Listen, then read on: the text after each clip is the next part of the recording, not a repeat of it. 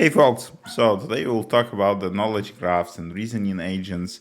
And knowledge graphs are everywhere, and we have a lot of graph rags and all other things. But the knowledge graphs, they one of the form of the knowledge representation, and it's a quite wide domain, and it's not new. So we have a lot of concepts that was made in the 60s and 70s and 80s. And for example, the topic that I want to talk about today, it's the same age as me actually, from 1984. And all these concepts finally have sense and application in a reasoning agents. And because what I want to talk about, that we have knowledge graphs and they quite good, but the reasoning on top of the graphs is an interesting concept. And one of the form of knowledge graph that more focus on reasoning and logical relations, and even have the ability to translate to the formal logic, it's a concept graphs. And concept graphs, it's a big topic itself. As I said, it was proposed by Sova in 1984, but he take a lot of interesting idea from Peirce and Peirce logic, and in general, the semantic networks are a big topic in linguistics, and it's migrated to the artificial intelligence. But the main idea of the concept graph, that you have B-party graph, where you have the nodes that represent the entities, as we all gets used to it, and we have the nodes that represent the relations. So the relations and entities, they both nodes. And it's an interesting concept that you have the B-party graph. It means that you have the edges between entities and relations. You never have the edges between nodes and nodes, or relations and relations.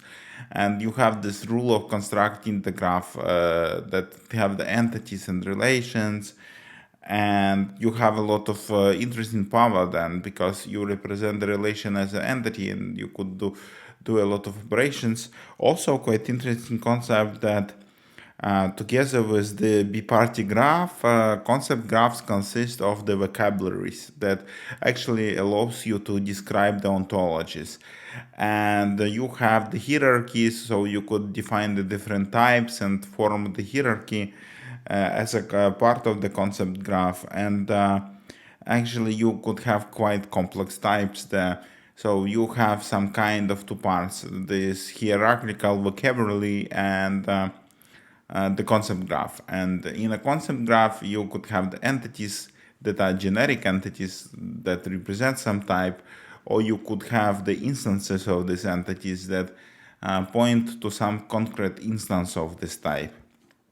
So it's mean that we could translate the concept graph directly to the formal logic, because concept graph are the core of the common logic, for example. And usually they quite good for much smaller data than the knowledge graphs, but allows the better reasoning and give us the better tool for the reasoning agents.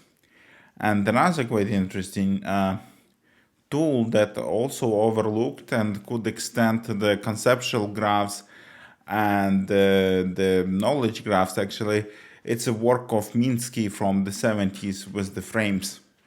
And we could embed the frame to the knowledge graph as a nodes. And the main idea of the frame as a knowledge representation, that inside the frame you have the slots that could have the values and the metadata. And the main idea of the frames, that they could have the inheritance. So it's quite close to the object-oriented programming if you are the engineer.